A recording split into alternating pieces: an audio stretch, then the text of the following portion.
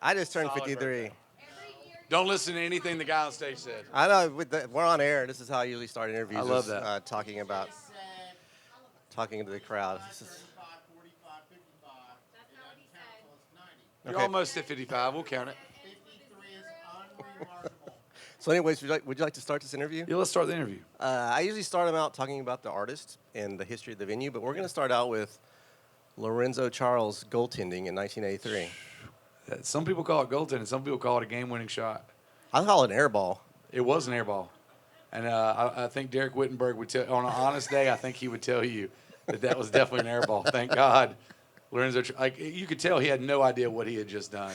Yeah. You could tell that he was just like. Neither did Jim. Yeah, nobody hugged the man. He couldn't find anybody to hug. My buddy Morgan was the recently Yeah. 53-year-old, said if Hakeem Olajuwon would have blocked out. One it simple wouldn't have happened. blockout. One simple blockout. Because nobody outside of Raleigh or Houston knows who Lorenzo Charles is. But he lives in infamy here. He but does. He was, up until he passed, he was a legend in Raleigh. He does. So I usually start these off talking about the history and the artists, and you've been playing here. You started, it was a while back. I think our first show here was probably 2010 or 11. Would have been the first time we were here. I was bartending. I remember y'all coming in and kind of looking around and going, we don't play places like this. Yeah. This is way It too might have nice. been the first seated listening room we'd ever, because we were just a bar band. Right. And we'd never had candles on the table and reserved seating. And I was like, there's gonna People be, eating. I was like, there's gonna be nobody here, and it was packed. And Yeah.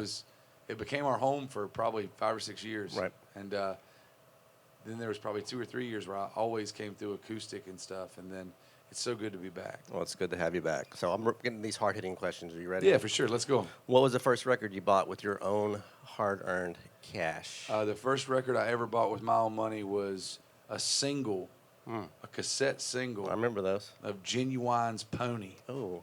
What was the B-side? an instrumental version of Pony. It was just, the A-side was, and you can still find it on YouTube. You can find the instrumental. Nice. It's so you can sing it over. It's so Okay. you could play it on your stereo Right. and sing Genuine's Pony to that special That makes someone sense. in your life. Yeah, that was the first record I ever bought with my own money. What was the first shirt? It didn't have to be at a show, but do you remember? Could be from Hot Topic or something. What was the first band? First band tee I ever had. band tee, hat, wristbands. The first necklace. band tee I ever had to be a Jimmy Buffett shirt. Oh, really?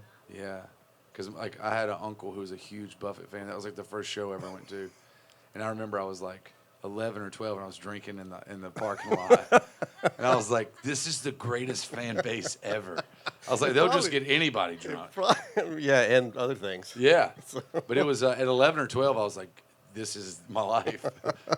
I'm glad it took a different direction. Of course. Obviously. Yeah, So, very glad it took a different direction.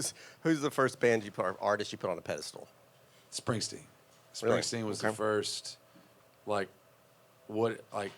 everything I'm from the Church of Springsteen. Everything runs through that Okay. filter, and Nice. he was the first person that made me want to start writing songs. Okay. So you're on a deserted island. Yep. 3 records. No live, no greatest hits. Oh Jesus, I know it's kind of this is really tough. I'm gonna put "Darkness on the Edge of Town," Springsteen. I'm gonna put "Boys and Girls in America," "Hold Steady," Oh, wow. and I'm gonna put "Decoration Day," "Drive By Truckers." Okay. That's my today. All right. That'll change I tomorrow know. probably. But I get text messages from people. I could do 20 Desert Island records and be like, this is still not enough. I know it's a hard question. I get text messages from people driving back to Austin. Dude, I should have put this one on there. It's Yeah. like, next time. That's my 3 for today. That's Tomorrow good. that answer probably changes, but that's that's all my right. 3 for today.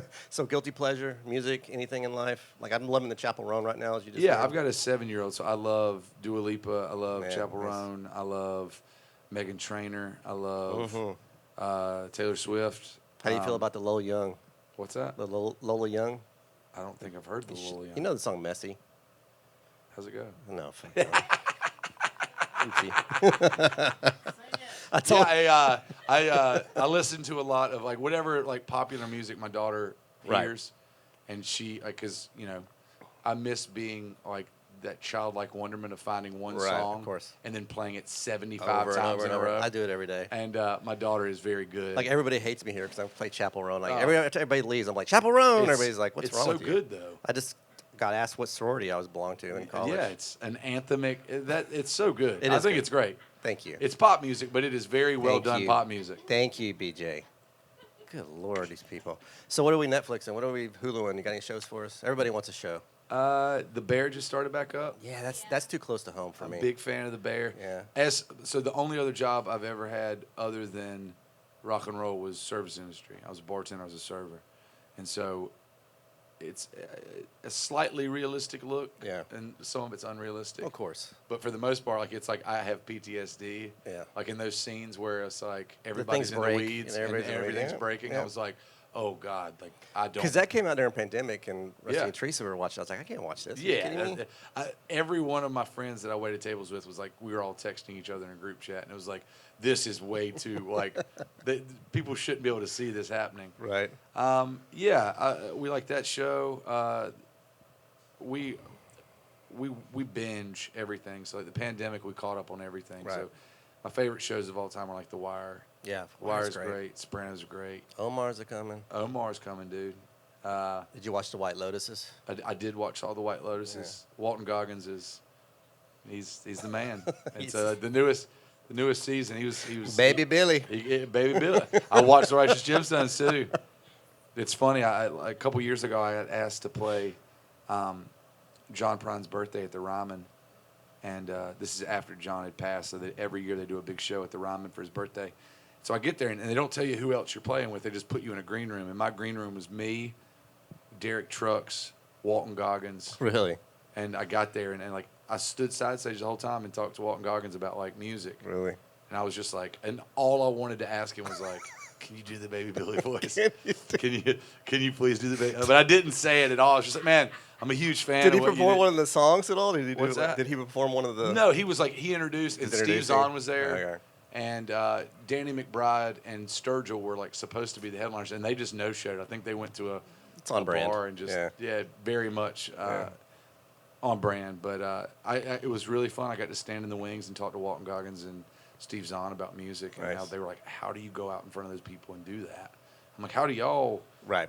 be movie stars? like we're both kind of envious of what each other does, but Walton Goggins is one of my favorites, and I love this era that he's entered into because now he's like a daddy on Instagram, and he's posting like thirst traps at like 50 something. I love it. Well, I just like the last season. It was just so much dick. Oh, It was yeah. like so much of his. Lots I don't know if that was lots his. of male genitalia. but No, like it was the- definitely a problem. You saw how gross when and he was saggy it was. when he It was doing the water skiing. I was like, never mind. I love It's probably not what you're talking When I was about growing right now, up on but- HBO, there was a lot of just nude female Right. forms. Well, I get why they did And it. all of Yeah. the 2000s have been making up for 20 years Right. of just showing females naked. Because now there's a lot. Every show, there's just full frontal male nudity in every show. Just because they're like, Even- we got to make up for Even all the White Lotus. Oh, it's crazy. Just lots of just hanging dong. Yep. It's crazy. It's crazy. Sorry, I brought that up. Anyways, in this interview, now that we've gone off the rails, I'm going to give you two bands. Yep. You tell me which one you prefer. Okay. Just because you like one doesn't mean you dislike the other. Yep. First one's Universal, Beatles or Stones. Stones. Easy. Easy. Dolly or Aretha? Dolly. Elvis or Sinatra? Elvis. Willie or Johnny? Johnny. Michael Jackson or Prince? Prince. Everybody says that so fast. Lady Gaga or Madonna? That's tough. Madonna. All right. Metallica or Sabbath? Sabbath. Oh, really? That quick? Easy. That's easy. All right. So you're going to piss one group off. You're going to piss off the Beehive. You're going to piss off the Swifties. Yeah. And Beyonce did play tonight. Yeah. Beyonce or Taylor Taylor Swift? Swift all day. I think I have to listen to so much Taylor Swift. I'm way too close to that. This is the one everybody gets mad at me about, John Prine or Bob Dylan. Prime.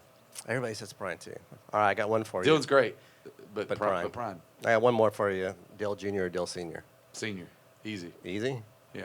But Junior's your generation. Yeah, the worst part about Dale Earnhardt dying was Dale Earnhardt dying. The second part about Dale Earnhardt dying was having to pull for Junior for 10 years. You know what? We're going to end it with that. Thank you, sir. Appreciate it. BJ Barham. Thanks, guys. I don't even think I said